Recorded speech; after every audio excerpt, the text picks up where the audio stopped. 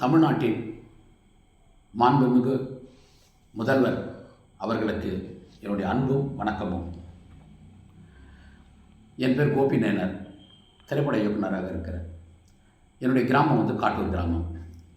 காட்டூர் கிராமம் திருவள்ளூர் மாவட்டத்தில் மீஞ்சூர் ஒன்றியத்தில் பொன்னேரி தொகுதியில் இருக்குது. இந்த காட்டூர் கிராமத்தில் அதனுடைய ஒரு ஏரி ஒன்று இருக்குது. இந்த ஏரி தமிழகத்தில் இருக்கிற 10 ஏரிகளில் மிக முக்கியமான ஏரிகளில் இது ஒரு ஏரி. மிகப்பெரிய நீர்ப்பரப்பை கொண்ட ஏரி இது. இந்த ஏரியை சுற்றி பல்வேறு கிராமங்கள் இருக்கிறது. அந்த ஏரியை சுற்றி இருக்கிற பல்வேறு கிராமத்தில் பல்வேறு தரப்பட்ட மக்களும் நாங்கள் ஒரு சமூகமாக வாழ்ந்து கொண்டு இருக்கின்றோம்.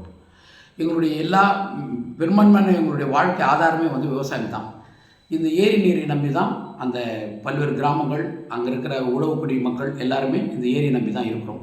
வெறும் குடிநீர் தேவை அல்லாது மற்ற எல்லா தேவைகளும் இந்த ஏரியை நாங்கள் நம்பியிருக்கிறோம். இது மனிதர்களுடைய தேவை மட்டுமல்லாது நாங்கள் வளர்க்கிற ஆடு மாடுகளுக்கும் இந்த ஏரி தான் மிகப்பெரிய நீராதாரமாகவும் உயிராதாரமாகவும் இருக்குது. இப்போ சமீபத்தில் இந்த ஏரியில் மண் எடுக்கிறதுக்கான வேலை துவங்கி இருக்குது. அப்போது நாங்கள் இங்கே ஏரியில் மண் எடுக்கக்கூடாது அப்படின்னு சொல்லிட்டு 2 மாத காலமாக நாங்கள் பல்வேறு கோரிக்கை மனுக்களை அதிகாரிகளை சந்தித்து கொடுக்குறோம், போஸ்டர்ஸ் ஓட்டுறோம், கைப்பிரதிகள் கொடுக்குறோம், எல்லாமே கொடுக்குறோம். எந்த சூழ்நிலையும் இந்த ஏரியில் மண் எடுக்கக்கூடாது அப்படின்ற ஒரு ஒரு இதுவை நாங்கள் வற்புறுத்திக்கிட்டே இருக்கிறோம் தொடர்ந்து. ஆனால் எங்கள் கோரிக்கைகளை இதுவரைக்கும் எந்த அதிகாரிகளும் எங்களை செவிசாய்க்கலை. சரி, கோரிக்கைகளை ஏற்றுக்கல கூட பரவாயில்ல. இந்த பகுதியில் இருக்கிற மக்கள் நாங்கள், இந்த ஏரியை நம்பி வாழுகின்ற விவசாய மக்கள் நாங்கள். அப்படி இருக்கும்போது எங்களுடைய வாழ்வாதாரமாக இருக்கிற ஒரு ஏரியில் மண்ணெடுக்கிறதுக்கான வேலைகள் துவங்கும் பொழுது இந்த மக்களுடைய அபிப்பிராயங்களை கேட்கணும் அப்படின்ற ஒரு எண்ணம் இந்த ஏரியை மண்ணெடுக்கிறதுக்கு அனுமதிக்கின்ற அதிகாரிகள் சிந்திக்கணுமா வேணாமா? ஐயா, கொஞ்சம் நீங்கள் தயவுசெய்து உங்கள்கிட்ட பணிவான ஒரு கோரிக்கையாக நாங்கள் வைக்கிறோம். இது கம்ப்ளைண்ட் கிடையாது. தயவுசெய்து எங்களுடைய வாழ்வாதாரத்துக்கான கோரிக்கையாக உங்கள்கிட்ட நாங்கள் ரொம்ப பணிவாக இதை நாங்கள் சமர்ப்பிக்கிறோம். எங்களை கேட்கணும் இல்லையா? நாங்கள் இந்த நாட்டுடைய வளர்ச்சி கருதி நீங்கள் எடுக்கின்ற எந்த முடிவுகளுக்கும் எதிரானவர்கள் கிடையாது. இந்த நாட்டின் வளர்ச்சிக்காக நீங்கள் உருவாக்குகின்ற எல்லா திட்டங்களையும் நீங்கள் செயல்படுத்தும் போது அதனுடைய மிகப்பெரிய உறுதுணையாக நாங்கள் நிற்போம் அப்படின்றதுல எங்களுக்கு மாற்று கருத்தும் இல்லை. நாங்கள் எப்பொழுதும் உங்களோடு தான் இருக்கின்றோம். ஏன்னா இந்த ஆட்சி, இந்த அரசியல், இதெல்லாம் எங்களுக்கு மிகவும் விருப்பமானது. ஒரு ஜனநாயகத்தையும் சமூக நீதியும் நேசிக்கின்ற என் போன்றவர்கள் உங்களுடைய ஆட்சியை உருவாக்க வேண்டும் என்பதற்காக நாங்கள் ஒரு வாக்காளர்களாகவும் ஒரு ஒரு துணை கட்சிகளிலிருந்து இணைந்து வேலை செய்து இது வெற்றி பெற வைக்கின்ற ஒரு மிகப்பெரிய ஒரு வேலை திட்ட சிந்தனையாளர்களாகவும் நாங்கள் இருந்து தான் இருக்கிறோம். தொடர்ந்து நாங்கள் எப்பொழுதும் இருப்போம். ஏனால் ஒரு திராவிட இயக்கம் என்பது, சமூக நீதியை பற்றி பேசுகின்ற அமைப்பு என்பது, ஒரு ஜனநாயக சக்தியை உருவாக்குகின்ற ஒரு அமைப்பு என்பது எங்களுக்கு மாற்றுக்கிறது இல்லை. ஆனால் ஜனநாயக சிந்தனை கொண்டவர்கள் எப்பொழுதும் அந்த ஜனநாயகத்தை மதிக்கின்ற மக்களுடைய ஜனநாயக உணர்வுகளையும் மதிக்கணும். ஆனால் நம்ம ஆட்சிகளில் இருக்கிற அதிகாரிகள் அதை செய்யலைன்னும் போது எங்களுக்கு மிகப்பெரிய மன வருத்தத்தையும் ஒரு என்ன சொல்வது, ஒரு மன உளைச்சலும் ஏற்படுத்துது. ஏன்னா எங்ககிட்ட எந்த கேள்விகளும் அவங்க கேட்க மாட்டேன்றாங்க, நேரடியாக மண்ணல்றாங்க. ஏன் நாங்கள் மண்ணல்லக்கூடாது அப்படின்னு நாங்கள் சொல்கிறோம் அப்படின்ற ஒரு கேள்வி இருக்குது. முதல்ல ஒரு பொதுவான கேள்வியாகவும் அது இருக்குது, அதுக்கப்புறம் தனிப்பட்ட கேள்வியாகவும் இருக்குது. பொதுவான கேள்வி என்னன்னாக்கா, வெறும் இந்த ஏரி மட்டும் அல்லாது இந்த மாவட்டத்தில் இருக்கின்ற, அதுவும் பொன்னேரி தொகுதி சுற்றி இருக்கின்ற முக்கியமான ஏரிகளையும் இவர்கள் கை வைத்திருக்காங்க. கோலூர், கடப்பாக்கம், பூவாமி, ஆரணி, ஆமூர், கீழ்மேனி, பண்பாக்கம், மெத்தூர், தடப்பெரும்பாக்கம், திருநெல்வேலி அப்படின்னு இந்த வரிசை நீண்டுனே போகுது. அப்போ இதை கவனிக்கும் போது எங்களுக்கு என்ன தோணுதுன்னா, இவங்க தொடர்ந்து ஏரிகளிலே கை வைக்கிற போது ஏரிகளில் தொடர்ந்து கை வைக்கும் போது இது விவசாயத்துக்கு எதிரான ஒரு மறைமுக வேலை திட்டமாக இருக்குதோ, இல்லை அவங்க தெரிஞ்சு செய்கிறாங்களா, இது தெரியாமல் செய்கிறாங்களா என்ற ஒரு அச்சம் எங்களுக்கு உருவாகுது. ஏன்னா ஏரி என்பது விவசாயத்தினுடைய தேவைக்காக இருக்குது. நீங்கள் நாட்டினுடைய வளர்ச்சிக்காக நாங்கள் மண் எடுக்கிறோம் அப்படின்னு இந்த அதிகாரிகள் எங்ககிட்ட சொன்னாங்கன்னாக்கா நாங்கள் அதை மறுக்கலை, நீங்கள் எடுங்க. ஆனால் நாட்டினுடைய வளர்ச்சியில் விவசாயத்தினுடைய பங்கும் இருக்குதா இல்லையா? விவசாயத்தினுடைய வளர்ச்சி நாட்டினுடைய வளர்ச்சியாக ஆகாதா? அப்போ நாட்டினுடைய வளர்ச்சி என்பது சாலை போடுவதும் பல்வேறு கட்டிடங்களை கட்டுவதும் அப்படின்னாக்கா அப்போ விவசாயத்துக்கான வளர்ச்சியை யார் பாதுகாக்கிறது? ஏன்னா விவசாயத்தை பாதுகாக்கிறது இருக்கிற ஒரே ஒரு ஆதாரம் நீராதாரம் தான். இந்த நீராதாரம் என்பது நாம் இந்த தலைமுறையில் உருவாக்குறதில்லை. பல நூற்றாண்டுகளுக்கு முன்னால் நம் தலைமுறைகள் நாம் சொல்கிறோம் இல்லையா, நம்ம சொல்லிக்கிறோம் இல்லையா, நம்ம வந்து உலகம் முழுவதும் நம்மளை நெஞ்சு நிமிர்த்தி நம்ம சொல்கிறோம் இல்லையா, தமிழர்கள் திராவிடர்கள் நம்ம சொல்கிறோம். இந்த திராவிடர்களுடைய தமிழர்களுடைய மிகப்பெரிய உழவு தொழிலுக்கான அறிவு சொத்து அது. அந்த அறிவு சொத்தை இவர்கள் வந்து அதை பற்றியான வரலாற்றுக்கான தேவையும் உழவர்களுக்கான ஒரு பசியாதாரத்திற்கான தேவைகளை பற்றி அடிப்படையாக கூட இவர் இந்த அதிகாரிகள் உணராமல் நேரடியாக என்ன பண்ணுறாங்கனாக்கா, எங்களுக்கு மண்ணு தேவையான நாங்கள் ஏரியை குறிவைப்போம் அப்படின்றது வந்து ஒரு அச்சத்தை உருவாக்குது. இந்த ஏரி மட்டும் இல்லை, தமிழகம் முழுவதும் இருக்கின்ற, இந்தியா முழுவதும் இருக்க எந்த ஏரிகளும் வந்து எந்த தேவைக்காக பயன்படும். நமக்கு மண் தேவைப்படுதுன்னா மண்ணல்லத்துக்கு பல்வேறு இடங்கள் இருக்குது. அதை அவர்கள் வந்து தேர்வு செய்யலாம், அதை தேடி அவங்க செய்யலாம். ஆனால் ஏன் நேரடி ஏரிக்குள்ளே வராங்க? அப்போ ஏரிகள் வந்து எப்படி உருவாக்கப்பட்டிருக்கிறது? ஒரு சமமான ஒரு தளம் அதில் இருக்குது. அதனால தான் வந்து நீர் உறிஞ்சப்படாமல் அது வந்து கோடை காலங்களிலும் கூட நீரை வந்து பாதுகாக்கின்ற ஒரு இறுக்கமான ஒரு சமதளத்தை அது கட்டமைக்கப்பட்டிருக்கு. ஏன்னா அது ஒரு செயற்கையானது, இயற்கையானது அல்ல. அப்போ செயற்கையான ஆனால் ஒரு ஏரியில் இவங்க வந்து மண்ணல்றவங்க என்ன பண்ணுறாங்கனாக்கா, அவங்களோட தேவை கருதி அந்த புக்லைன் வச்சு அள்ளி எடுத்துகிட்டு போகும்போது என்ன பண்ணுறாங்கன்னா, அதோட சமதளத்தை வந்து உருக்குலைச்சிடுறாங்க.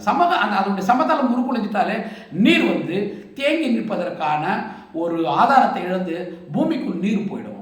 பூமிக்குள் நீர் போய் நீர்த்தேக்கம் இல்லாமல் போயிடுச்சுனாக்கா எங்களுக்கு பல்வேறு பிரச்சனைகள் வருது. ஏன்னா ஒரு நீராதாரம் இல்லாத இடங்களில் வெறும் வறண்ட பூமிகளில் இருக்கும்போது காற்று வந்து வெப்பமாக மாறுகிறது. காற்று வெப்பமாக மாறும்பொழுது அந்த காற்றுடைய ஈரத்தன்மையை உறிந்து வாழ்கின்ற சிறு தாவரங்கள் வந்து செத்து போகுது. அந்த தாவரங்கள் செத்து போச்சுன்னா ஒரு வறண்ட ஒரு மஞ்சள் பிரதேசமாக ஒரு நிலம் அது மாறிடும். சிறு பயிர்கள் அழிவதன் மூலமாக அங்கே இருக்கிற சிறு உயிர்கள் அழிஞ்சிருது. சிறு உயிர்கள் அழியும்போது வெறும் நீராதாரத்தை நம்பி மட்டும் விவசாயங்கள் இல்லை, இந்த சிறு உயிர்களினுடைய உயிர் வாழ்வும் தொடர்பு பிடித்தான் எங்களுடைய உழவு தொழில் இருக்குது. அப்போ உழவு தொழில் என்பது முற்றிலும் போயிடும். எங்களுடைய மூதாதையர்கள் சொல்கிற இன்னைக்கு வாழ்ந்து இருக்கிற பெரியவர்கள் அவங்களுடைய அறிவு அவங்களுடைய அனுபவத்தில் ஒன்று சொல்கிறாங்க. காற்றுள்ள இப்போ வந்து தண்ணீர் வந்து உப்பு தண்ணியாக மாறிடுச்சு. காற்று மண்டலத்தில் சுற்று வட்டாரங்களில் இருக்கிற எல்லா தண்ணியும் உப்பு தண்ணியாக மாறிடுச்சு. இந்த உப்பு தண்ணி மாறினதனுடைய விளைவு என்னன்னாக்கா, ஏன்னா நாங்கள் கடற்கரை அருகாமையில் இருக்கோம், உப்பளங்கள் பக்கத்தில் இருக்கிறோம், கழிகால் பக்கத்தில் இருக்கிறோம், அலங்கள் பக்கத்தில் இருக்கிறோம். அப்போ என்ன ஆயிடுதுனாக்கா, இந்த நீராதாரங்கள் வற்றி போகும்பொழுது நீர்த்தேக்கங்கள் இல்லாத போது கடல் நீர் உள்புகுந்துடும். அப்படி உள்புகுந்துச்சுன்னா நிலங்கள் வந்து அவங்க சொல்கிறாங்க, நிலங்கள் வந்து உப்பு பூத்துடும். நிலங்கள் உப்பு பூத்துட்டா விவசாயத்தை விட்டு நாங்களே வெளியேறுவதற்கான ஒரு சூழல் போய்விடும், வாழ்வாதாரம் போயிடும். அப்போ நீர்த்தேக்கங்கள் மிகவும் தேவையாக இருக்கிறது. அப்போ நீர்த்தேக்கங்களை பாதுகாக்க வேண்டிய தேவை இருக்கிறது. அப்போ நீர்த்தேக்கங்கள் என்பது வெறும் தமிழகத்தில் மட்டுமல்லாது, காற்று ஏரி மட்டுமல்லாது, இந்த பகுதிகளில் இருக்கிற எல்லா ஏரிகளையும் பாதுகாக்க வேண்டிய தேவை இருக்கிறது. நாட்டினுடைய வளர்ச்சி கருதி மண் தேவைப்படும் பட்சத்தில் நீங்கள் பல்வேறு இடங்களில் போய் அந்த மண் எடுப்பதற்கான ஒரு ஆணையை நீங்கள் தயவு கூர்ந்து இடங்கள் ஏரிகளில் மண்ணெடுக்கின்ற ஒரு வேலையை வந்து அதிகாரிகளுக்கு வந்து ஒரு ஆணையாக இடுங்கள். தயவு கூர்ந்து ஒரு விவசாயியாக ஒரு உழவனாக நாங்கள் உங்களிடம் மிகவும் மன்றாடி கை கூப்பி நாங்கள் கேட்கிறோம். ஏரிகளை பாதுகாக்கின்ற கடமை ஒரு உழவனுக்கு எப்படி இருக்கின்றதோ அந்த உழவு சமூகத்திலிருந்து உருவான ஒரு திராவிட சமூகம் அதை கட்டி பாதுகாக்கும். ஏன்னா ஒரு திராவிட இயக்கத்தினுடைய மிகப்பெரிய வேலை திட்டங்களில் உழவர்களை பாதுகாப்பது என்பது, ஏன்னா திராவிட இயக்கம் என்பது ஒடுக்கப்பட்ட மக்கள், பெரும்பான்மையான ஒடுக்கப்பட்ட மக்களை உறுப்பினராக கொண்ட இயக்கம். பெரும்பான்மையான ஒடுக்கப்பட்ட மக்கள் அந்த உறுப்பினர்கள் விவசாயிகளாக இருக்கிறாங்க. அவங்க விவசாயிகளுடைய மிகப்பெரிய நீர் ஆதாரமாக ஏரிகளும் குளங்களும் ஆறுகளும் கால்வாய்களும் இருக்கிறது. இதனுடைய நீராதாரத்தை பாதுகாக்க வேண்டிய தேவை நமக்கு இருக்குது. ஏன்னா எங்களுக்கு வந்து இந்த நீராதாரத்தை இழந்துட்டு நாங்கள் எப்படி வாழ போகிறோம் அப்படின்ற ஒரு கேள்வி எங்களுக்கு இருக்குது. இன்ன வரைக்கும் நான் அதிகாரிகளிடம் நாங்கள் பல மனுக்கள் கொடுத்தும் எங்களை ஒரு மக்களாக அவர்கள் மதிக்கவே இல்லை. எங்களை வந்து இது வரைக்கும் எங்களை ஆலோசனை கேட்கல. ஏன்னா விவசாயத்தை நம்பி நாங்கள் இருக்கிறோம். இந்த விவசாயத்தை நீங்கள் நம்பி இருக்கிறீங்க. நாங்கள் குறைஞ்சபட்சம் எங்களுக்கு ஆறுதலான வார்த்தைகள், நீங்கள் மண் எடுப்பதனால் எங்களுக்கு எந்த விதமான பாதிப்பும் ஏற்படாது அப்படின்னு இவர்களால் அறிவியல் பூர்வமாக சொல்ல முடியுமா? அப்படி சொல்லியிருக்கிறாங்களா எங்ககிட்ட? அப்படி ஒரு நம்பிக்கை ஏற்படுத்தியிருக்காங்கன்னா இல்லை. ஆனால் அவங்க என்ன நினைக்கிறாங்கனாக்கா, அவங்களுக்கு மண் தேவைப்படுது அப்படின்னு முடிவெடுத்துட்டாங்கன்னா அது எதன்பால் தேவையாக இருந்தாலும் சரி, நேரடியாக நாங்கள் பாதுகாத்து வச்சிருக்கின்ற அந்த ஏரிகளை எங்களுடைய உழவு சொத்தை அவங்க நேரடியாக மண் எடுக்கிறதுக்கு முடிவு செய்கிறாங்க. அப்போது இந்த மண்ணில் எங்களுடைய உரிமைகள் என்ன அப்படின்ற ஒரு கேள்வி எங்களுக்கு உருவாகுது. அந்தந்த பகுதிகளில் அங்கங்கே இருக்கிற சொத்துக்கள் அரசனுடைய கட்டுப்பாட்டுக்குள் போயிடும் அப்படின்னாக்கா அந்த பகுதிகளில் வாழ்ந்து இருக்கிற இந்த அரசை உருவாக்குகின்ற இந்த மக்களுடைய உரிமைகள் தான் என்ன? அப்படின்ற ஒரு கேள்வி இருக்குதையா. ஏன்னா மற்ற ஆட்சிகளிலோ மற்ற அரசியல் சிந்தனையாளர்களிடமோ நாங்கள் இந்த கேள்விகளை எழுப்ப முடியாது. சமூக நீதியை பற்றி பேசுகின்ற ஒரு மிகப்பெரிய ஜனநாயக சக்தியான தமிழகத்தினுடைய மாண்புமிகு முதல்வர் உங்ககிட்ட மட்டும்தான் இந்த கோரிக்கைகளை நாங்கள் வைக்க முடியும். தயவு கூர்ந்து காட்டூர் ஏரி மட்டுமல்லாது இந்த நாடு முழுதும் இருக்கின்ற நீராதாரமாக இருக்கின்ற உழவுத் தொழிலுக்கு மிகப்பெரிய உயிர் ஆதாரமாக இருக்கின்ற ஏரிகளை பாதுகாக்க வேண்டிய தேவை எங்களுக்கு இருப்பது போல் உங்களுடைய ஆதரவு எங்களுக்கு மிகப்பெரிய அவசியம் இருக்கிறது. தயவுசெய்து எங்களை பாதுகாக்க வேண்டிய கடமை உங்களை தவிர வேறு யாருக்கும் இல்லை என்பதை நாங்கள் நம்புகின்றோம்.